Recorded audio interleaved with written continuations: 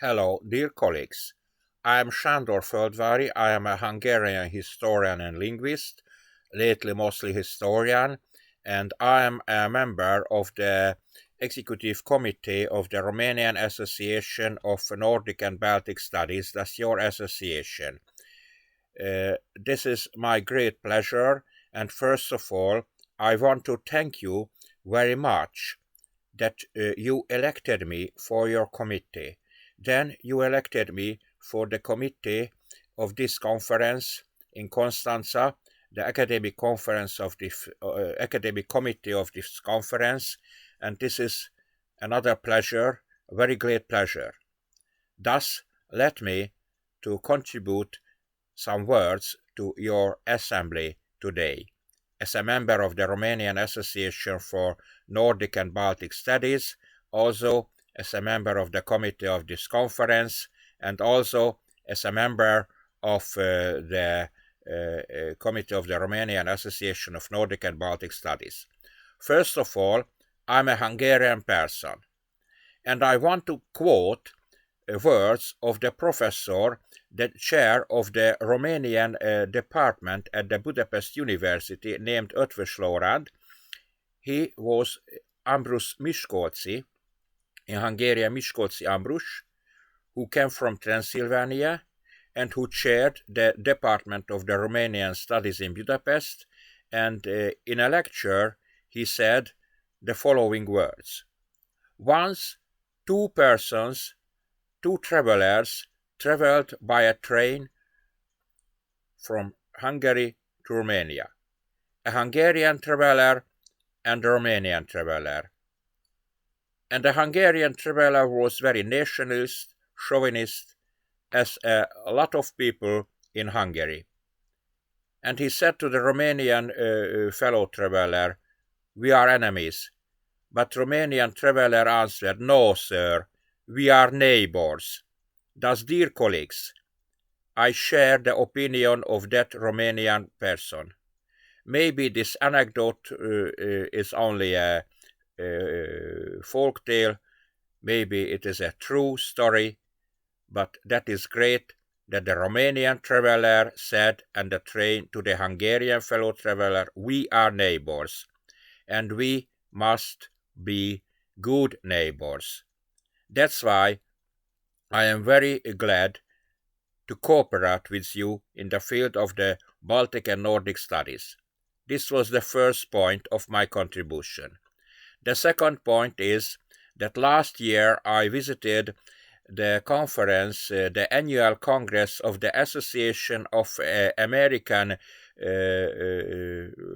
Baltic Studies in Seattle, in Washington State, at the University of Washington, at the west coast of the United States, in the west-north corner of the United States of America, almost at the Pacific Ocean.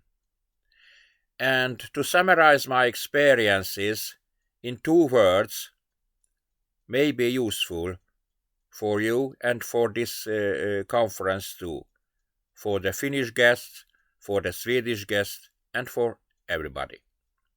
First, that the American Conference of Baltic Studies was not of higher level, not of higher rank, as your conferences in Romania. That was a very great conference. Albeit I have already been to Constanța 3 years ago, no, already 4 years ago. Then I read my lectures at your conferences every year, and my experiences show me that the American Conference of the Baltic Studies is not less than your conference in Romania. Therefore, you have to develop and you have to propagate, to reclaim, to advertise your conference worldwide, because this is a great meeting for scholars who research the Baltic studies and Nordic studies. that conference in America was not wrong, was not of low level. That was of high rank, and that went on the highest level, but not less, that your conference. And last but not least, your Association of Nordic and Baltic Studies is an association of Baltic and Nordic studies too.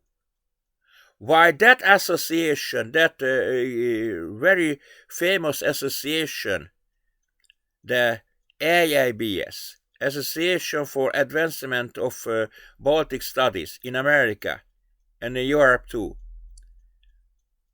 deals only with the Baltic studies.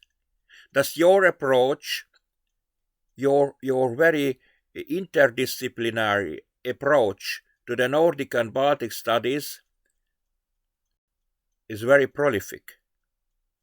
Thus you must develop the contact with Sweden, with Finland, and I congratulate Professor Kari Arrhenius, who is the keynote speaker at this conference, and as far as I remember, he is already the returning guest at any conference, every conference of yours. Thus, it's very good that you include the Finnish and Swedish colleagues and Scandinavian studies into your association. Finally, recently, the weight of the Baltic studies is decreasing. The weight of the Baltic studies is much less than at the time of the collapse of the Soviet Union, and the weight of the intermarium studies or the 3 Cs initiative studies seems increasing. Therefore, your approach to the broadening of the topic of the Nordic and Baltic studies of Romania, thus from the Baltic Sea to the Black Sea, and your approach to include the Black Sea studies, also Ukraine. It is a very complicated problem recently, and thanks to Lord God, still soldiers of Mr. Putin haven't come yet to Constanța, albeit, Mr. Putin want to conquer the Constanța seashore too, but hopefully it won't happen. So, your profile, your approach to the broadening is very prolific. Therefore, I wish to follow this way. I wish to follow this interdisciplinary, integrating way, your integrating method, integrating Nordic Scandinavian studies with Baltic studies and integrated it with East European studies up to Black Sea, because the Grand Duchy of Lithuania was such a huge state that it bordered with the Black Sea. And when the Grand Duchy of Lithuania was united with the Polish kingdom by Jogaila in Lithuanian, Jagiello in Polish, then Grand Duchy of Lithuania was a Christian state with the written language of the administration, the Church Slavonic language, and Grand Dukes of Lithuania, often Baptist according to the Orthodox Byzantine rite of the Christianity, they married on Slavic princesses, and they managed their state by clerk of Slavic origin, those clerks who wrote Church Slavonic, very similar to Western European states. Thus Latin in West and Church Slavonic in East was the language of the state administration, albeit the West European historiography was and still has been of one-track mind, and they mean that the only religion, the only confession which can be a state organizing confession was the Roman Catholic confession. It is not true. The Orthodoxy was a very confession for the state administration, such as in Romania, such as in the Grand Duchy of Lithuania, then in the Polish-Lithuanian Kingdom.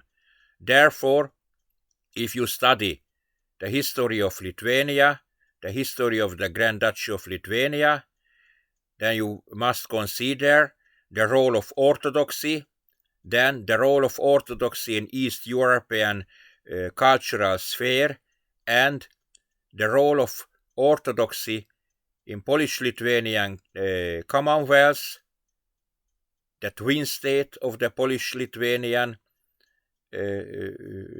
that's a very amazing state, and Romania too. And this Orthodoxy was very different from the Moscovian imperial Orthodoxy, because the ideology of the Third Rome arose in Muscovy before the Tsar Ivan III, and then it was flourishing under the Tsar of Ivan the Terrible, that Ivan IV, the Terrible. The ideology of the Third Rome made the Muscovian Orthodox Church a soldier of the imperial expansion, albeit the Orthodoxy in Romania and Orthodoxy in the Polish-Lithuanian Commonwealth was a European confession, a European cultural phenomenon which was developing in the European way. Therefore, I wish you much successes, and I am very happy to cooperate with you, and still I hope to come to Targovice, the former capital of the Tsara Romaneasca, because there were printed the first Romanian book in Church Slavonic language.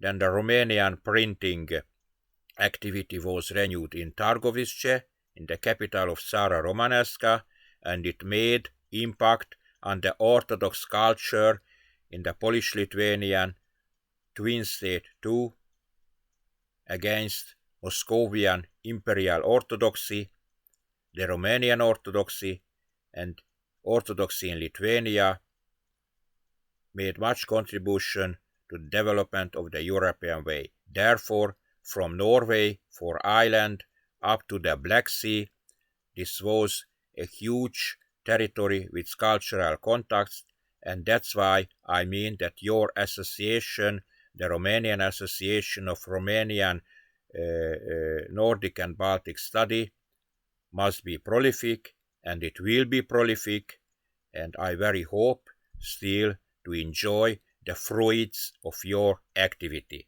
Thank you very much. Sándor Földvári, a Hungarian historian. Goodbye, but meet you next time.